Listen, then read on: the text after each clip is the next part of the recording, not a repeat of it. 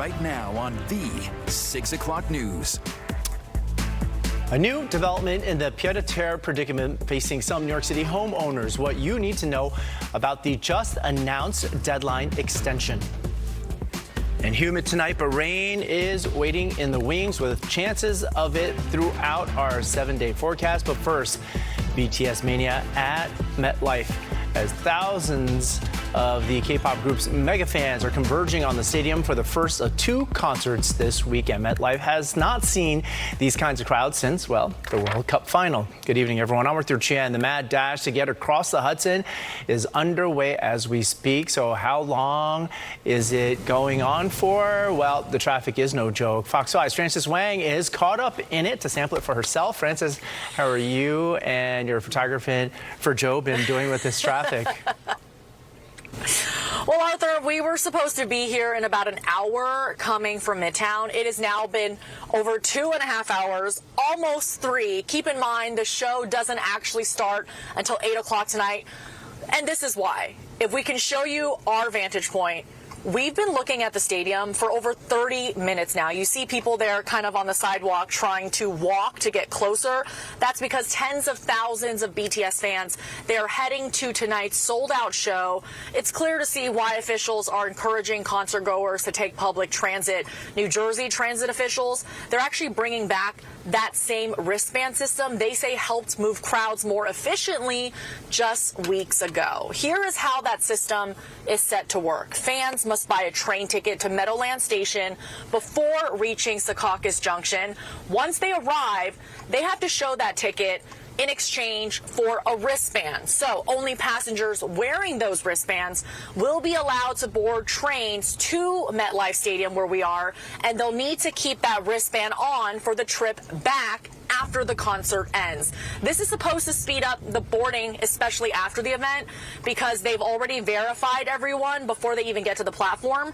Service from Secaucus to the stadium began just before 5 o'clock this evening. Trains are running every several minutes leading up to the concert at 8. And Arthur, just like World Cup fans, people flew in from all over for this huge event. I spent half my salary on the seat that I picked for tonight, so I'm hoping it's well worth it. When I got into BTS, I was in middle school, and so when I got into them, they were like really early, and so I just felt like their music was just like very reflective of like that time when I got into them, and just seeing them grow up, and I'm growing up with them too at the same time, is just like, is super good. I'm excited to just see a smile on my daughter's face. She's been waiting a really, really long time for this show. So, Arthur, back out here live from the truck. We are so close to the stadium. We've been looking at it for the last 30 minutes. Not sure how it's going to be for those coming in even later. So, an important reminder, if you are taking New Jersey Transit tonight or heading to the show tomorrow, again, both sold out, you're urged to purchase your tickets in advance. And again, you're going to need both a valid ticket and that wristband to board the trains to and from the stadium, where we will hopefully be sooner than later, Arthur. Hey, Frances Wang, at least the sun is shining where Frances is, and let's talk about our weather now. As we take a live look outside, it is going to be a great night for that concert, but it will be on the humid side. Meteorologist Audrey Puente is here with our first look at our forecast. Hi, Audrey. Yeah, well, fortunately for all those folks, we'll be storm-free tonight, so that should be a thumbs up for the weather as far as the concert is concerned, or anyone that's going to be outdoors tonight. It will be mild and it will be muggy overnight, and we are anticipating more cloud cover as we move along through our Sunday. Rain will return to the tri-state area late in the day on Sunday, so if you have outdoor plans, you want them to be on the earlier side of the day, and we are expecting a wet start to the upcoming week. Right now, we are seeing sunshine and 80 degrees in Central Park. It's 82 at LaGuardia. Atlantic City is checking in at 81, and it's been a warm day all across the region, but it's also been a humid one, too. As far as rain showers are concerned, we've had a couple of isolated showers. Not all of these have quite reaching the ground, but I have seen a couple of isolated spots across parts of New Jersey. But the area beaches have been nice and dry. It's definitely the place to get some relief from the heat today, or at least the humidity. And overall, it's been pretty decent at all the coastline areas. And it looks like out to the west, that's where we're seeing more shower activity. It is headed in our direction.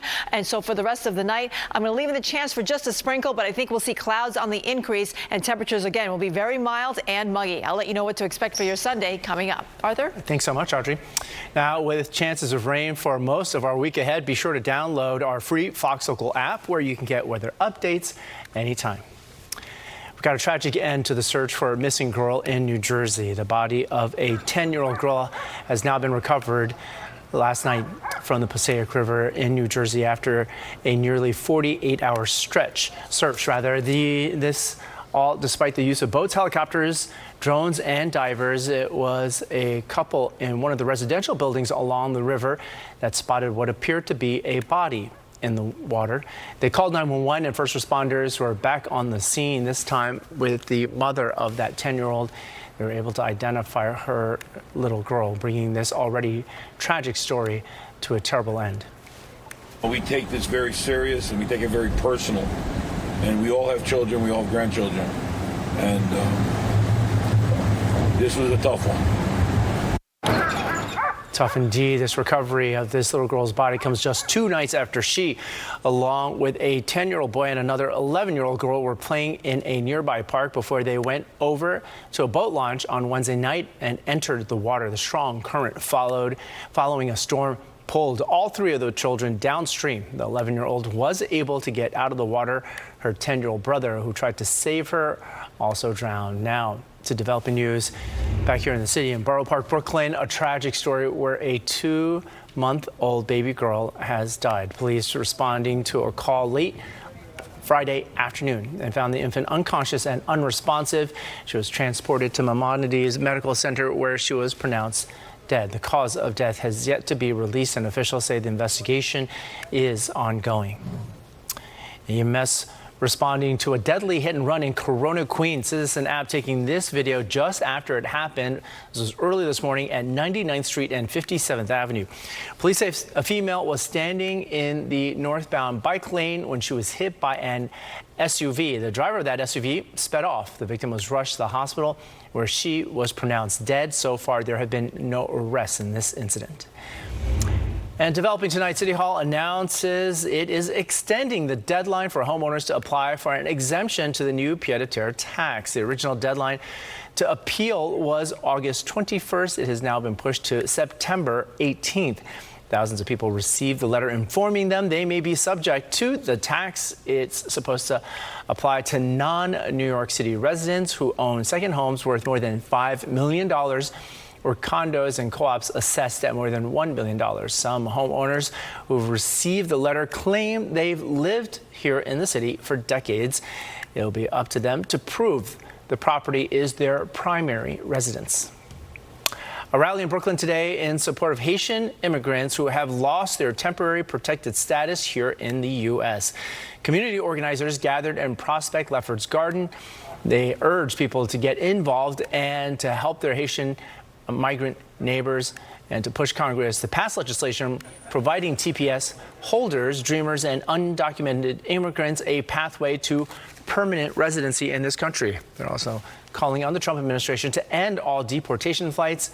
More than 300,000 Haitians in the U.S. lost their temporary protected status this week after the Trump administration canceled the humanitarian program.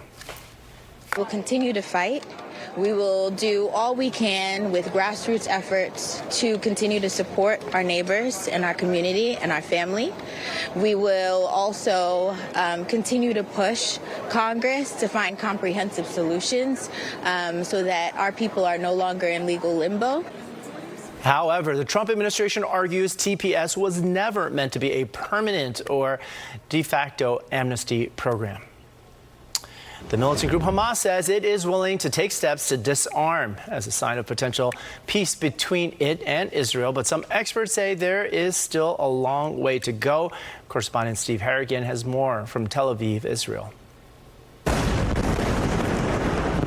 The latest Israeli strike on Gaza injured at least 10 people Friday night. It comes as a potential deal orchestrated by President Trump's Board of Peace could bring a new end to the fighting between Israel and Hamas. On Friday, Hamas said it agreed to the deal, which requires it to disarm. But many displaced people in Gaza are asking when peace will finally happen. Where's the truce? They killed us. They murdered us. The deal also requires Israel to withdraw its troops and halt strikes on Gaza. While Israel has yet to formally respond, the country's president, Isaac Herzog, spoke before Hamas's announcement, saying Hamas needs to fully surrender before steps can be taken to restore peace to the region. They have to take their fate in their hand, disarm that terrible terror organization, and move forward towards a better future for the people of Gaza and the people of Israel. I think it's overly ambitious and overly optimistic. Some Middle East experts say the terminology in the deal could bring complications. Hamas has said it will hand over its weapons, but to the Palestinians, not the Israelis, and only if a Palestinian state is created. It's not willing to demilitarize completely. And that's part of the Israeli condition, is that Gaza must demilitarize, which is different to disarming. The peace proposal comes almost 4 years after the Hamas attack that killed 1,200 people. In Tel Aviv, Steve Harrigan, Fox News.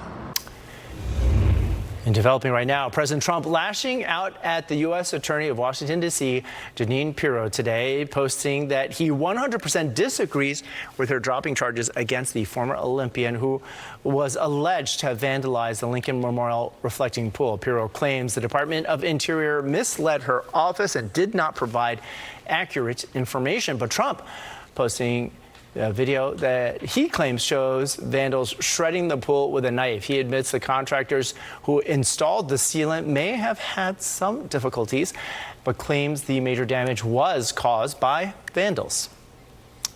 Today marks a very painful milestone for Savannah Guthrie and her family. Her mother has now been missing for exactly 6 months. And the Today Show anchor posting to social media that she and her family have lived every moment in agony and despair ever since, and is calling on the kidnappers to step forward. Also today, the sheriff leading the investigation explained why his office has now publicly released 2 ransom notes. He says he hopes someone might recognize the wording or writing style. Nancy Guthrie was kidnapped from her home in Phoenix on February 1st. We have plenty more to get to here on the 6 o'clock news.